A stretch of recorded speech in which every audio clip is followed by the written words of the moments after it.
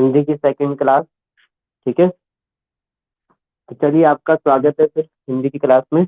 ठीक है, जैसे कि कल हमने पहली बार क्लास ली थी हिंदी की। ठीक है, जो कल प्रेजेंट नहीं थे तो वो इससे पहले की क्लास जरूर देखें। ठीक है, इसमें सेव होगी, रिकॉर्डेड होगी, तो वो जरूर देखें, तभी आपका आगे का टॉपिक समझ में आएगा। ठीक है, हम क्या पढ़ेंगे, कौन सा टॉपिक क्या पढ़ेंगे हिंदी में, वो सब चीज़ उसमें मेंशन की गई है। ठीक है, तो हिंदी में हम सबसे पहले टॉपिक जो ले रहे हैं वो कौन सा ले रहे हैं, समास, कंपाउंड। ठीक है, समास। तो हमने पूरा कल समास के बारे में चर्चा की थी। फिर मैंने कहा था कि आज हम जो उसकी है प्रैक्टिस करेंगे। ठीक है, मैंने कहा था 2 या 3 नंबर का यहाँ से आएगा और आएगा, तो आज प्रूफ हो जाएगा कि 2 या 3 नंबर हमारे आएंगे भी या नहीं आएंगे। इसकी प्रैक्टिस करनी है ज्यादा से ज्यादा। अब आपको उसकी हिंट पता लग चुकी है, हमारे जो दोस्त थे उनके बारे में पता लग चुका है कि हमारे दोस्त का नाम क्या क्या है और उनके बारे में क्या क्या विशेषताएं थी उनमें। ठीक है, क्या क्या है, अब उनको ज्यादा से ज्यादा परखना है हमें। ठीक है, प्रैक्टिस करनी है उनकी। ठीक है, तो जितनी ज्यादा प्रैक्टिस करोगे उतनी आपका फायदा होगा। ठीक है, अगर जिन्होंने वीडियो नहीं देखी है तो थोड़ा सा जरा हम इस पर चर्चा कर लेते हैं, हल्का सा आपका रिवाइज भी हो जाएगा और आप भी मेरा साथ देते रहेंगे। ठीक है, तो अगर मैं बात करूं, सबसे पहला क्वेश्चन था, आवाज आ रही है आपको, आवाज आ रही है? हेलो,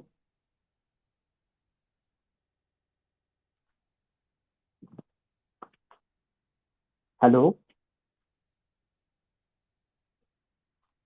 तो जल्दी बताया करो जब पूछते हैं। ठीक है, ओके ओके। ठीक है, अगर मैं समास की बात करूं तो समास का जो सबसे पहला जो क्वेश्चन बनता है वो क्या बनता है, इसका आता है शाब्दिक अर्थ। क्या आता है? शाब्दिक अर्थ आता है। सबसे पहले यही आता है कि समास का जो होता है शाब्दिक अर्थ क्या होता है। तो मैंने जैसे आपको कल कहा था, समास का जो शाब्दिक अर्थ होता है वो होता है संक्षेप होता है। ठीक है, क्या होता है? संक्षेप होता है, या हम क्या बोल सकते हैं, संक्षिप्त बोल सकते हैं, मतलब छोटा रूप। ठीक है, समास का मतलब होता है संक्षिप्त करना, छोटा करना। ठीक है, दूसरा दोस्तों जो बात आती है डेफिनेशन बोलते हैं, किसे कहते हैं, तो मैं यहाँ पर ये भी लिखता हूँ इसकी परिभाषा क्या है। अगर आपको परिभाषा मतलब चाहिए इसका, तो क्या होता है, तो समास होता है दो या दो से अधिक, या दो से अधिक, 2 या 2 से अधिक जो होगा इसमें क्या होगा, अधिक शब्द होंगे। क्या होंगे? शब्द। वर्ण किसमें होते हैं? संधि में। अगर ये आएगा 2 या 2 से अधिक वर्णों से मिलकर क्या बनती है? संधि। लेकिन यहाँ क्या बन रहा है? शब्द। तो शब्दों से मिलकर जो बनेगा, जो 2 या 2 से अधिक शब्दों के या का जो मेल होगा, क्या होगा? मेल होगा। वो उसके जो शब्द बनेगा, शब्दों के जो मेल बनेगा वो सार्थक होगा। शब्दों के मेल से बना, आप ये भी बोल सकते हो 2 या 2 से अधिक शब्दों के मेल से बना सार्थक शब्द। क्या कैसे बनेगा? सार्थक बोलो या नया बोलो, नया नया शब्द का निर्माण होगा। क्या होगा? नए शब्द का निर्माण होगा।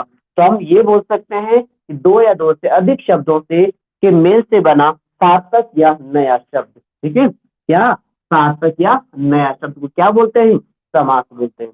तो समास में हमें जरूरी समझना है कि समास का जो विलोम होता है वो क्या होता है। तो हमने कल बात करी थी, इसका जो विलोम था, तो इसका विलोम क्या होता है? विग्रह होता है। तो एक क्वेश्चन ये आपका क्लियर हो गया है। ठीक है, तो विग्रह देखिएगा क्या होता है और समास देखिएगा क्या होता है। समास में एक चीज आती है सामसिक पद बोलो या समासिक पद बोलो। ठीक है, समासिक पद बोलो। ठीक है, समासिक पद या सामसिक पद। जो सामसिक पद होता है वो क्या होता है, इसमें जो 2 या 2 से अधिक जो शब्द होता है, जो विग्रह होता है, उसको एक रूप में लाना। ठीक है, अपनी मतलब पूरे फॉर्म में लाना सामसिक पद कहलाता है। जो सामसिक पद होता है वो थे 2 टाइप में। 2 टाइप में क्या थे, एक होता है पूर्व पद जिसको कि हम बोलते हैं पहला पद। ठीक है, और एक होता है इसमें अंतिम पद। क्या होता है? अंतिम पद, जिसको कि क्या बोलते हैं? दूसरा पद। ठीक है, दूसरा पद। तो ये आपको बेसिक जानकारी मैं आपको कल बताई थी। अब अगर इसके में हम बात करें एग्जाम्पल 2 में, जैसे मैंने आपको उदाहरण समझाया था, अगर मैं उदाहरण की अगर बात करूं तो मैंने सबसे अच्छा जो एग्जाम्पल दिया था वो क्या दिया था आपका? नीलकमल। जब मैंने नीलकमल एग्जाम्पल दिया था तो मैंने कहा ये सामसिक पद है। क्या है ये? सामसिक पद है, जो कि जिसमें कि क्या होता है? पूर्व पद और उत्तर पद होता है। देखो इसको हम उत्तर पद भी बोलते हैं, पूर्व पद या अंतिम पद। इसको हम उत्तर पद भी बोलते हैं, ठीक है। अगर आपको लग रहा हो कि गलत लग रहा है तो इसको हम उत्तर पद भी बोल सकते हैं। उत्तर पद का मतलब होता है बाद वाला पद, ठीक है। उत्तर पद बोलो, दूसरा पद बोलो, ठीक है, समझ में आई बात। अब देखिएगा, तो उदाहरण मैंने दिया नीलकमल, तो यहाँ पर दो शब्द है, एक कमल है एक नील है, नील मतलब नीला, ठीक है। तो नील और कमल में कौन सा पूर्व पद है? पूर्व मतलब पहला, तो पहला क्या है? पूर्व पद, तो इसमें क्या हो गया? ये पूर्व पद, ठीक है। और ये कौन सा हो गया है? उत्तर पद, ठीक है। इससे बना जो प्लस पूर्व पद प्लस उत्तर पद से बनता है समासिक पद। क्या बनता है? समासिक पद का निर्माण होता है। तो आप ये समझ सकते हो, पूर्व पद और उत्तर पद से मिलकर क्या बनता है? समासिक पद बनता है। तो इसको क्या कहते हैं? समासिक पद कहते हैं, ठीक है। तो ये आपको अच्छे से पता होना चाहिए। बाकी इसके बाद जो हमने बात, साथ साथ आप नोट फिर भी कर सकते हो इसको, अगर जिसने कल क्लास नहीं ली है, ठीक है। इस तरीके से आपको जानना है। तो इसमें दो क्वेश्चन, एक दो नंबर का इसमें जरूर आएगा स्टार्टिंग में भी। बाकी आपको समास छांटने के लिए आएगा, ठीक है, नोट डाउन हो गया होगा। अब इसके बाद अगर मैं बात करूं समास, तो समास का जो नेक्स्ट क्वेश्चन बनता है वो क्या बनेगा? समास का जो क्वेश्चन बनेगा वो ये बनेगा कि समास की संख्या कितनी होती है, या ये क्वेश्चन बनेगा समास के भेद कितने होते हैं। तो कितनी संख्या बताई थी मैंने? तो समास को मैंने वेरी गुड 6 बताए थे। अगर मैं उसकी संख्या की बात करूं तो अब आपको उल्टे सुल्टे नहीं बोलने। तो अब हम बात करेंगे कि जो पहला मैंने आपको जिक्र करा था वो करा था पहले अव्ययभाव समास, ठीक है। अपना माइक ऑफ कीजिएगा, ठीक है। दूसरी दूसरी जो मैंने बात करी थी तत्पुरुष समास की, किसकी बात करी थी? तत्पुरुष समास की। उसके बाद जो मैंने बात करी थी वो किसकी बात करी थी? कर्मधारय हमारे जी, ठीक है, हमारे दोस्त कर्मधारय। उसके बाद मैंने अपने दोस्त की बात करी थी दिग्गू, मेरा एक दोस्त है दिग्गू, ठीक है। अब उसकी अगर मैं बात करूं, मेरा दोस्त एक दूसरा है द्वंद, जिसमें दोनों प्रधान, ठीक है मेरे दोस्त। उसके बाद जो है हमारा किंग, मेरा ऐसा दोस्त है जो किंग की तरह रहता है, ठीक है। तो उसका नाम क्या है? बहुव्रीहि, बहुव्रीहि, ठीक है। तो ये सारी चीजें हमारा समास हो गया। तो 6 समास हमने पढ़े थे। फिर अपने दोस्तों के बारे में जानते हैं कि कौन सा दोस्त हमारा किस तरीके से था। तो बात करते हैं अव्ययभाव समास की। तो अव्ययभाव की समास हमने जब बात करी थी, पहचान की बात करी थी, देखो पहले प्रधानता के अनुसार मैं बोल रहा हूँ, प्रधानता के बारे में बोल रहा हूँ। मैंने आपको प्रधान भी बोला था, प्रधान का मतलब है मुख्य रूप किसका है, इंपॉर्टेंस ज्यादा किसकी है। तो यहाँ पर देखिएगा, इसमें जो पूर्व पद उत्तर पद की बात कर रहा था, इसमें सबसे पहले आपको ध्यान देना है, इसमें पूर्व पद हमारा प्रधान रहता है। इसमें कौन सा था? उत्तर पद प्रधान था। इसमें भी क्या था? उत्तर था। इसमें क्या था? उत्तर था। अब इसमें क्या थे? दोनों थे, ठीक है, दोनों पद थे। इसमें क्या थे? दोनों नहीं थे, दोनों नहीं, ठीक है, मतलब तीसरी की ओर संकेत कर रहा था वो, ठीक है, ये पद वाला बात होगी। अब इसके बाद मैं इसकी विशेषताओं के बारे में बता रहा हूँ कि अभिभाव समास क्या क्या होता था और किस तरीके से हम उसको पहचानते हैं। तो अभिभाव के बारे में मैंने कहा था कि इसमें जो होगा, इसमें अव्यय पाए जाएंगे। अव्यय क्या पाए जाएंगे? अव्यय। अव्यय को मैंने क्या नाम दिया था? अविकारी। अविकारी नाम दिया था ना। फिर मैंने कहा इसमें क्या होते हैं? उपसर्ग होते हैं। क्या होते हैं? उपसर्ग होते हैं। उपसर्ग की अगर मैं बात करूं तो कौन कौन से होते हैं? जैसे प्रति, जैसे भर, यथा आदि पाए जाते हैं। अगर मुझे आप ये बोलो कि मुझे अविकारी और अव्यय के भी एग्जाम्पल चाहिए, तो अव्यय की संख्या 4 होती है, अविकारी की भी 4 ही होती है। तो अव्यय जैसे धीरे धीरे, एग्जाम्पल इसके धीरे धीरे, धीरे धीरे, ठीक है। तो ये सब हमारे लेकिन, परंतु या विकारी में गिने जाते हैं, ठीक है। तो अब देखिएगा जरा यहाँ पर, तो ये हो गया हमारा अविभाव के बारे में, ठीक है। आपको मैं सीधी अब एक्सरसाइज कराऊंगा, ठीक है, इसलिए सुनो जरा ध्यान से, ठीक है। तो अविकारी, बाकी मैं अगर उदाहरण की बात करूं, इसके उदाहरण क्या होंगे ना। दूसरे एक चीज से पहले मैं एक और चीज बता दूं, ठीक है। इसकी और क्या पहचान थी? उत्तर के बाद क्या बोला मैंने? इसमें क्या पाया जाएगा? शब्दों की पुनरावृत्ति पाई जाएगी। क्या पाई जाएगी? पुनरावृत्ति, ठीक है, पुनरावृत्ति पाई जाएगी, मतलब रिपीट होगा, जैसे यहाँ पर हुआ, ठीक है, पुनरावृत्ति। अब एग्जांपल एक तो मैंने दे दिया धीरे धीरे। अगर आपसे क्वेश्चन आ गया धीरे धीरे में कौन सा समास है?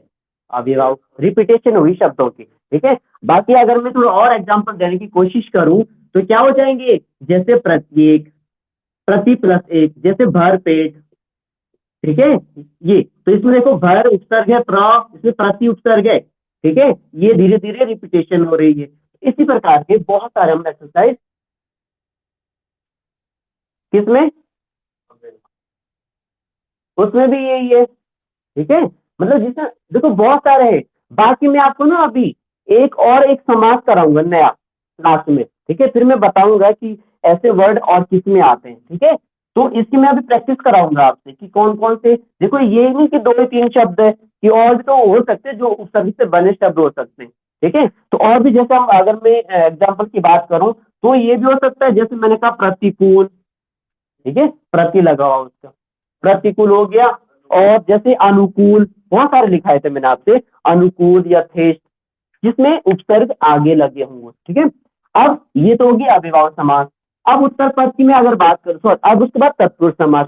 मैंने कहा था तत्पुरुष समास की जो हमारी पहचान है वो कारक, 6 कारक की विभक्ति का उसमें लोप रहता था। लोप का मतलब मैंने कहा था छुपा हुआ, ठीक है। तो 6 कारक की विभक्ति का लोप रहता था इसमें, 6 कारक विभक्ति, विभक्ति बोलो या चिन्ह बोलो इसको, इसमें क्या रहता है? लोप रहता है। लोप मतलब छिपा हुआ, ठीक है, छिपा हुआ।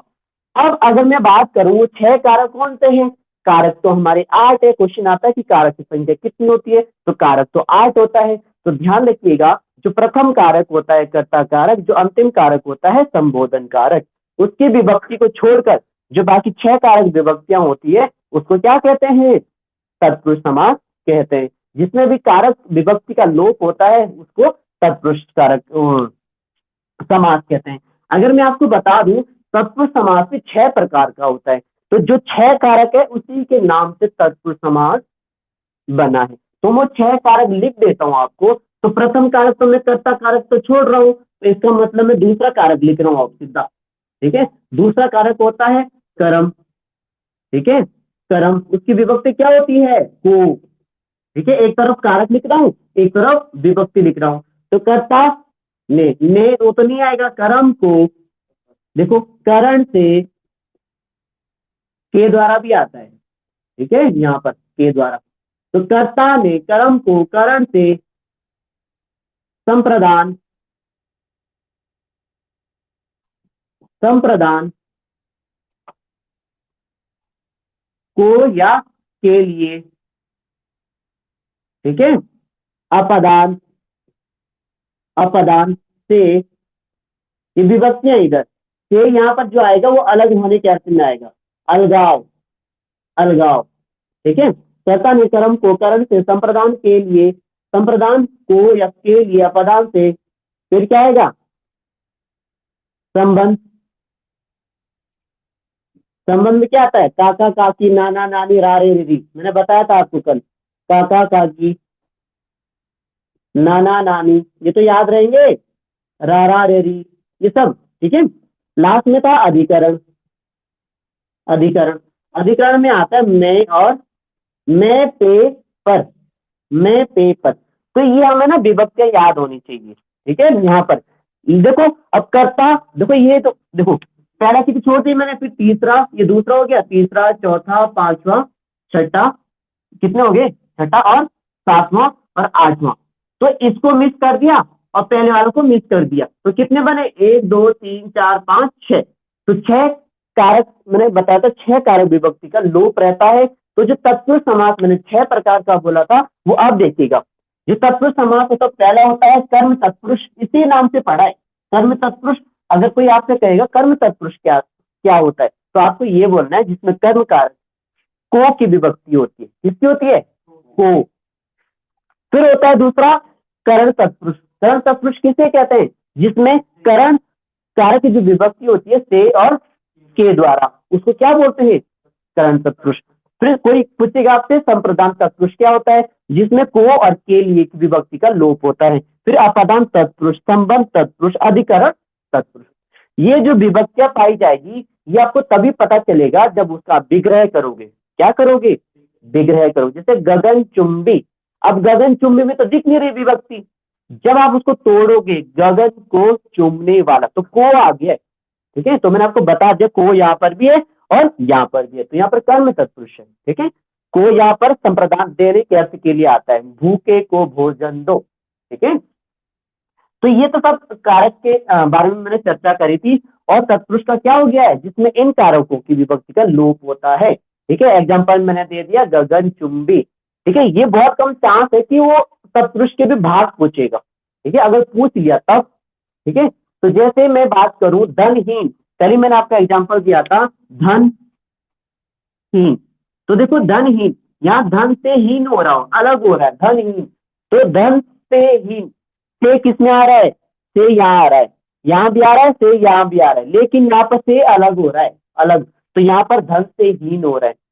ठीक है, तो बहुत सारे मैंने आपको कल एग्जाम्पल कराए थे। तो ये सब तो हो गया हमारा तत्पुरुष समास। ठीक है, जिसमें 6 कारक विभक्ति का लोप रहता है, और बता दे मेरे कौन कौन से वो कारक थे। ठीक है, अब बात करते हैं कर्मधारय। कर्मधारय की पहचान क्या थी, इसमें बहुत सिंपल था। इसमें जो होता है विशेषण, वो विशेष्य का प्रयोग होता है। ठीक है, विशेष्य का प्रयोग होता है। इसमें उपमान और उपमेय की प्रधानता पाई जाती है।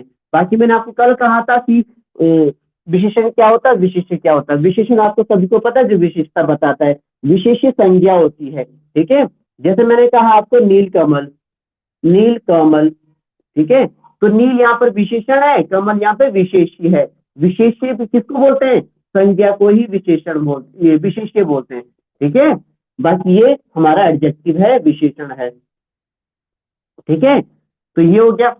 अब जो यहाँ पर है उपमान और उपमेय, तो मैंने आपको कल एग्जांपल दिया था चंद्रमुख। ठीक है, देखिएगा यहाँ पर कि कहाँ उपमान है, कहाँ उपमेय है। तो ध्यान दिए दो आप, यहाँ पर चंद्र किसके साथ तुलना हो रही है, चंद्र के साथ तुलना हो रही है। तो देखिएगा, जिससे, देखो जिससे तुलना की जाए, किससे तुलना कर रहे, चंद्र से। जिससे तुलना की जाए उसको कहते हैं उपमान। क्या कहते हैं, उपमान। इसलिए उपमान यहाँ क्या है, चंद्र। और जिसकी की जाए, मुख्य कर रहे हैं ना, तो जिसकी, इसका क्या कोड बन गया है, जिसकी। जिसकी मतलब उपमेय। ठीक है, उपमेय। तो आप समझ गए होंगे, अब आप डेफिनेशन भी कर सकते हैं इसको, कि जिससे तुलना की जाए, दैट इज कॉल्ड उपमान। जिसकी तुलना की जाए, दैट इज कॉल्ड उपमेय।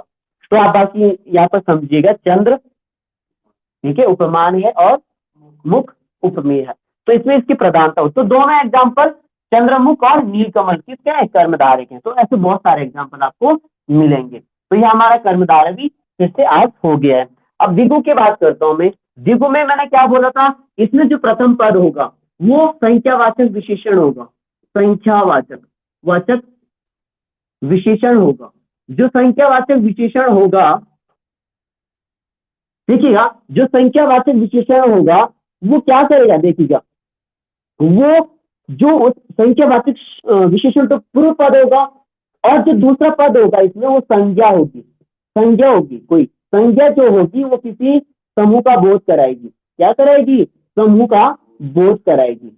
जो संख्यावाचक जो विशेषण है उसके बाद जो दूसरा पद होगा वो संज्ञा होगी, और वो किसी समूह का बोध कराएगी। तो समूह का मैंने जैसे एग्जाम्पल कल क्या क्या दिए थे, जैसे हम बात करते हैं, मान लो सप्ताह। ठीक है, सप्ताह। फिर और क्या बोला था, बोलो बोलो, और एग्जाम्पल क्या क्या बोले थे, और बोलिए बोलिए, और क्या थे, जैसे दोपहर, दोपहर। ठीक है, और ठीक है, तो कहने का मतलब, तो कहने का मतलब है कि बहुत सारे होते हैं, जिसमें पहला पद क्या होता है, सप्ताह मतलब 7, दोपहर मतलब 2, मतलब दोपहर मतलब समय। ठीक है, तो इसी प्रकार से हम जब प्रैक्टिस करेंगे तो इसमें आपको पाया जाएगा। जैसे हम दशानन भी यहाँ पर मानते हैं अभी। ठीक है, जैसे तिरंगा, तिरंगा 3 रंगों का समूह। ठीक है, तो आपको बहुत सारे, आपको यहाँ पर ज्यादा क्या दिखेंगे, इसी प्रकार आपको दिखेंगे। हाँ, नवरत्न, नवरात्र, ये सब आपको इसमें मिलेंगे। ठीक है, बाकी जब हम प्रैक्टिस करेंगे तो मैं आपको एग्जाम्पल दूंगा। ठीक है, ये इसमें हो गया। अब द्वंद में देखिएगा, द्वंद में जो होता है, दोनों पद प्रधानता होती है इसमें, प्लस जब इसमें देखिए विलोम, फिर कहा था पर्यायवाची, फिर कहा था सार्थक निरर्थक शब्द, निरर्थक शब्द। ये आते हैं और उसमें योजक चिन्ह का प्रयोग किया जाता है। जैसे विलोम शब्द रात, योजक चिन्ह दिन, तो रात दिन में समास कौन सा हो गया है? द्वंद समास। तो विलोम है छोटा बड़ा, भाई बहन, ऊंच नीच, ठीक है। इसी प्रकार ये विलोम होते हैं इसमें योजक चिन्ह होते हैं। प्लस पर्यायवाची, जैसे मैंने आपको क्या बोला था कल, जैसे साग सब्जी, हम नहीं बोलते साग सब्जी लाया आप, साग सब्जी, तो साग भी वही होता है, सब्जी भी वही होती है, उसका सिनोनियम से पर्यायवाची है, ठीक है। फिर बोलो काम काज नहीं है आपको कुछ, तो काम भी वही होता है, काज भी वही होता है, ठीक है। अब 7 तक मैंने बोला खाना वाना हो गया यार आपका, खाना वाना, तो खाना तो सार्थक शब्द है इसमें, और वाना निरर्थक है जिसका कि कोई मीनिंग नहीं होता, लेकिन जब ये इसके साथ यूज हो रहा है तो मीनिंग दे रहे हो। अगर मैं आपको बोलूंगा वाना हो गया, वाना, आप समझोगे ही। अगर मैं ये बोलूंगा खाना हो गया, तब आप समझ जाओगे। अगर मैं दोनों बोलता हूँ, खाना वाना हो गया आपका, पानी वानी पिलाया कि नहीं पिलाया इनको, तो आप ये बोलो तो वानी क्या होता है, ठीक है। तो ये सिंपल सी चीजें हैं, तो ये सारे के सारे किसमें आते हैं? द्वंद में आते हैं, ठीक है। अब उसके बाद जो लास्ट रहता है इसमें बहुप्रिय, बहुप्रिय में क्या होता है? दोनों पद प्रधान नहीं होते, इसमें क्या होगा? किसी तीसरे की ओर संकेत करेगा, ठीक है। तीसरे की ओर संकेत करेगा, वो व्यक्तिवाचक संज्ञा होगी, ठीक है, वो रूढ़ शब्द बनेगा, ठीक है। जैसे मैं बात करता हूं फिर से, देखिए, जैसे मानो पीताम्बर है, पीताम्बर, ठीक है, पीताम्बर है, या बात करता हूं दशानन की, या बात करता हूं गजानन की, ठीक है। सिंपल सी बात है। देखो, गजानन किसको बोलते हैं हम? गणेश को। तीसरे की ओर संकेत करा तो गणेश निकला ना, ठीक है, गणेश। तो ये रूढ़ शब्द है। दशानन, दस है आनंद जिसके, ठीक है, किसके होते हैं? रावण के, रावण के। तो व्यक्तिवाचक संज्ञा निकल रही है, गणेश भी। पीताम्बर पीला है अंदर जिसका, किसका होता है? हैं? विष्णु, किसका होता है? पीला है वस्त्र जिसके, राम के, किसको होता है? पक्का विष्णु को होते हैं या कृष्ण को होते हैं? पीले वस्त्र किसको होते हैं? पीले वस्त्र धारण करने वाला कौन है? कृष्ण या वो विष्णु? कृष्ण। तो देखिए, ये तो भगवान तो हमें खैर पता होना चाहिए कि कौन धारण करता है, लेकिन इतना तो पता लग गया ना आपको तीसरे की ओर संकेत कर रहा है। अब कृष्ण कर रहा है वो भी देख लीजिएगा, कोई राम कह रहा है तो राम भी कर लेता है, ठीक है। तो आप समझ गए ना आप, ठीक है। जैसे मैं बात करता हूं नीलकंठ, नीलकंठ, ठीक है। तो नीला है कंठ जिसका, किसका कंठ है नीला? शिव का, शिव। तो ये देखिएगा, यहाँ पर गौर करो आप, ये रूढ़ शब्द है, रूढ़, रूढ़। अब आप ये कहोगे रूढ़ शब्द क्या होता है? रूढ़ शब्द वो होता है जिसका खंडन नहीं होता, खंडन टूटता नहीं है, ठीक है। और जो ये होता है ना, ये सामसिक पद, ये योग रूढ़ शब्द होते हैं। जितने भी बहुप्रिय समास होता है तो सब योग रूढ़ होते हैं। जो उसका तीसरा शब्द होता है वो रूढ़ शब्द होते हैं, ठीक है। तो ये सिंपल सी चीजें थी सारी। अब मैं आपको प्रैक्टिस दे रहा हूं, टेस्ट, हम आपस में जरा एक्सरसाइज करते हैं, क्या हमारा सही है क्या गलत है, क्या हम सीख रहे हैं या नहीं सीख रहे हैं, ठीक है। ऑप्शन आपके यही है, क्या? अविभाव, तत्पुरुष, कर्मधारय, द्विगु, द्वंद, बहुप्रिय।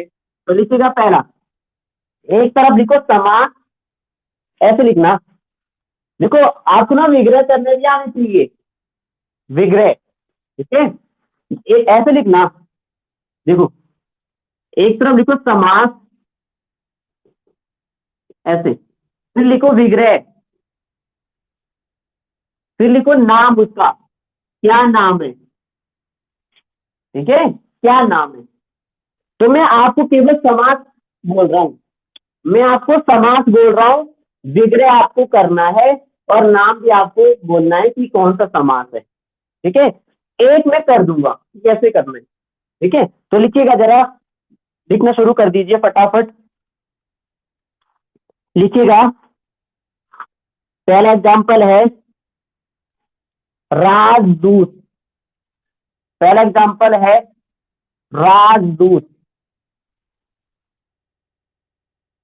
मैंने बोला नहीं है आपको अभी कि करना है, कोई बात नहीं, वहीं पे लिख लो, वहीं पे देखो, मैं पूछ रहा, टेस्ट समझ लो ये, ठीक है। अच्छी बात है आपने कर लिया, ये मैं नहीं करना था, कोई बात नहीं, मेरे बदले आपने कर दिया, अच्छी बात है। देखो इसको पहले विग्रह बनाने हैं। देखो राजदूत मतलब यहाँ पर हो गया, जैसे आपने कहा क्या है, राजा का दूत। अब देखिएगा, जब मैंने इसको विग्रह करा ना, तो मुझे विभक्ति दिख गई है का, तो इसका मतलब विभक्ति का लोप है का। कौन से कारक की विभक्ति है का? अरे तत्पुरुष कारक कहां से आ गया भाई? तत्पुरुष कारक होता है। मैं क्या पूछ रहा हूं, कौन से कारक की विभक्ति है ये? बस क्वेश्चन यही है मेरा, कौन से कारक की विभक्ति है। हाँ, तो संबंध कारक की विभक्ति है नहीं ये, तब आप समझ गए कि विभक्ति का लोप किसमें होता था, तत्पुरुष समास में। तो अगर मैं पर्टिकुलर इसका नाम दूं, तो कौन सा हो गया है, संबंध तत्पुरुष। कौन सा हो गया ये, संबंध तत्पुरुष। आ गया ना समझ में, करना कैसे है, आ गया सबको? तो ऐसे ही करना हो। हाँ, मैं आपको एग्जांपल दे रहा हूं, अब नहीं बोलना है आपको इसका आंसर, ये आप नोट कर सकते हो, और जब मैं पूछूं बाद में तब बोलना। लिखिएगा फटाफट, लिखो चौमासा, चौमासा बोलना नहीं है, लिखो चौमासा, चौमासा, चौमासा। फिर लिखिए नेक्स्ट, नेक्स्ट लिखिए, चौमासा के बाद लिखो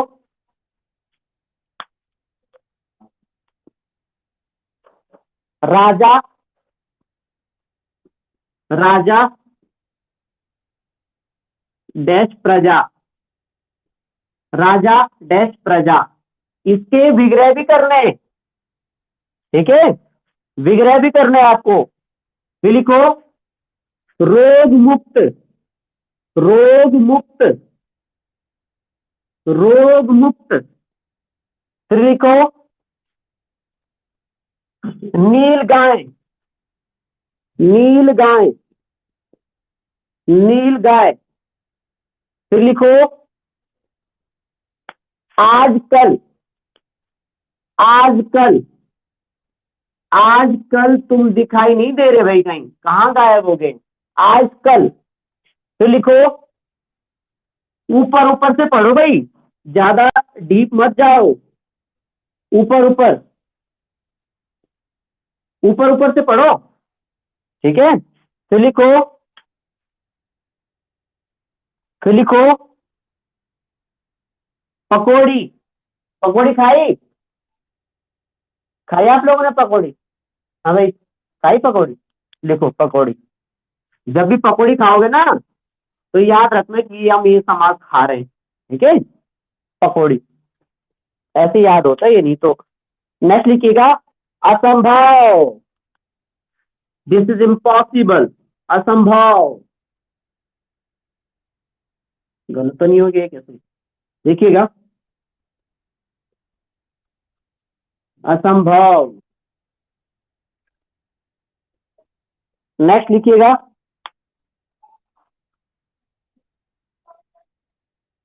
चतुरानन, चतुरानन, चतुरानन। बाकी अब आगे लिखते रहो, बहुत सारे लिखो, इसकी प्रैक्टिस बहुत सारे, लिखो लिखो फटाफट लिखो, लिखो भूखमरा, भूखमरा, भूखमरा, ठीक है, भूखमरा, भूखमरा, ये जिसे हम भूखमरी बोलते हैं, भूखमरा, ठीक है। फिर लिखो हस्तलिखित, हस्तलिखित, हाथ मतलब हस्तलिखित, हस्तलिखित, लिख तो लोगे ना हस्तलिखित, ठीक है, जो नहीं आएगा लिखना वो बताना मुझे। हस्तलिखित, तो लिखो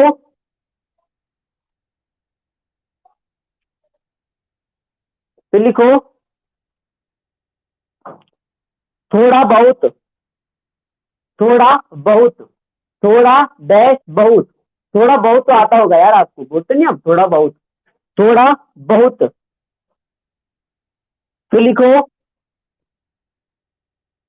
आमरण, हम नहीं बोलते आमरण अनशन, आमरण, आमरण, आमरण भी लिख सकते हो, आमरण, आमरण। फिर लिखो नेक्स्ट, तो लिखो रातों रात, रातों रात, रातों रात, लिखो रातों रात। फिर लिखो सुख दुख, सुख डैश दुख, सुख दुख, सुख दुख।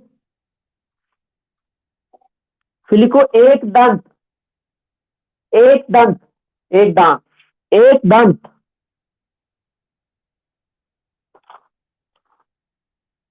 फिर लिखो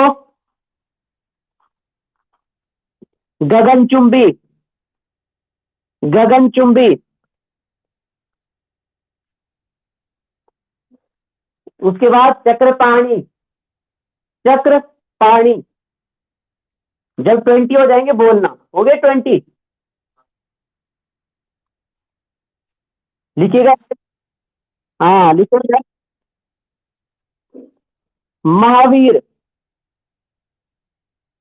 महावीर,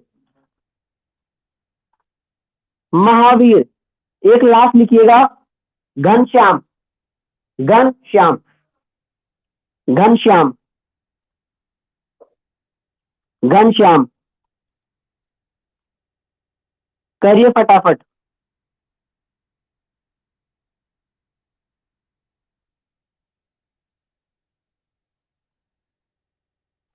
करिए फटाफट अब।